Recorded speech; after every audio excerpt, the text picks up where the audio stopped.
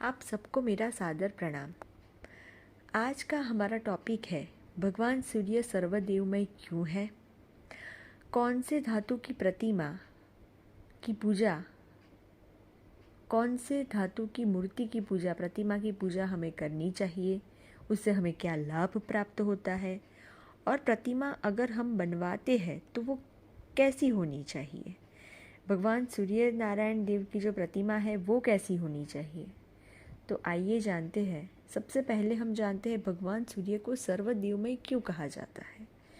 भगवान सूर्य सर्वदेवमय है। उनके नेत्र में बुध और सोम, ललाट पर भगवान शंकर, सिर में ब्रह्मा, कपाल में बृहस्पति, कंठ में एकादश रुद्र, दांतों में नक्षत्र और ग्रहों का निवास है।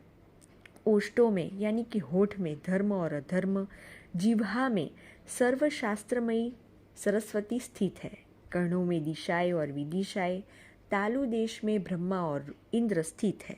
इसी प्रकार भूमध्य में 12 आदित्य, रोमकूपों में सभी ऋषिगण, पेट में समुद्र, हृदय में यक्ष, किन्नर, गंधर्व, पिशाच, दानव और राक्षसगण विराजमान है।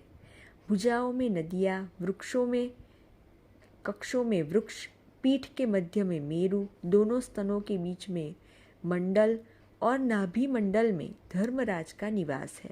कटि प्रदेश में पृथ्वी आदि, लिंग में सृष्टि, जानुओं में अश्वनी कुमार, उरुओं में पर्वत, नख में मध्य सातों पाताल, चरणों के बीच वन और समुद्र सहित भूमंडल तथा दंतातरों में कालाग्नि रुद्र स्थित है। इस प्रकार भगवान सूर्य सर्वदेवमय तथा सभी देवताओं के आत्मा है। जैसे वायु से विश्व व्याप्त रहता है, वैसे ही चराचर जगत इनसे परिव्याप्त है। क्योंकि वायु भी भगवान सूर्य के प्रत्येक अंगों में ही स्थित रहता है, ऐसे ये भगवान सूर्य संपूर्ण प्राणियों पर अनुग्रह करने के लिए निरंतर तत्पर रहते हैं। सूर्य नारायण ही हमें अन्न प्रदान करते हैं, तो सूर्य नारायण देव प्रत्यक्ष है, उनकी पूजा अवश्य करनी चाहिए। आइए अब हम जानते हैं कौन से धातु की मूर्ति की पूजा करने से क्या लाभ प्राप्त होता है।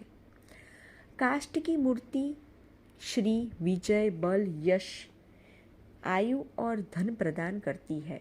मिट्टी की प्रतिमा प्रजा का सबका कल्याण करती है। मणिमय प्रतिमा कल्याण और सुभिक्ष प्रदान करती है। सुवर्ण की प्रतिमा पुष्टि, चांदी की मूर्ति कीर्ति, ताम्र की मूर्ति प्रजा वृद्धि तथा पाषाण की प्रतिमा विपुल मोभी लाभ कराती है। लोहे, शीशे एवं रागे की मूर्तियां अनिष्ट करने वाली होती है, इसलिए इन धातुओं की प्रतिमा ना ही बनवानी चाहिए, ना ही उसकी प्रतिमा बाजार से लाकर ना ही उसकी पूजा करनी चाहिए। अब जानते हैं कि प्रतिमा कैसी होनी चाहिए। एक हाथ की प्रतिमा सौम्य होती है, 2 हाथ की धन धान्य देती है, 3 हाथ की प्रतिमा से सभी कार्य सिद्ध होते हैं, 3.5 हाथ की लंबी प्रतिमा की स्थापना से राष्ट्र में सुभिक्ष, कल्याण और आरोग्य की प्राप्ति होती है। प्रतिमा के अग्रभाग, मध्य भाग और मूल भाग में सौम्य होने पर उसको गंधर्वी प्रतिमा कहते हैं। वह धन धान्य प्रदान कराती है। दिवालय के द्वार का जितना विस्तार हो, उसके 8वें अंश के समान प्रतिमा बनवानी चाहिए। अब आइए जानते हैं भगवान सूर्य की प्रतिमा कैसी होनी चाहिए। भगवान सूर्य की प्रतिमा विशाल नेत्र, कमल के समान मुख, रक्त वर्ण के बिंब के समान सुंदर होठ, रत्न जड़ित मुकुट से अलंकृत मस्तक, मणि, कुंडल, कटक, अंगद, हार आदि अलंकारों से सुशोभित, अभ्यांग धारण किए हुए, हाथों में प्रफुल्लित कमल और सुवर्ण की माला लिए हुए अतिशय सुंदर, सभी शुभ लक्षणों से समन्वित बनवानी चाहिए।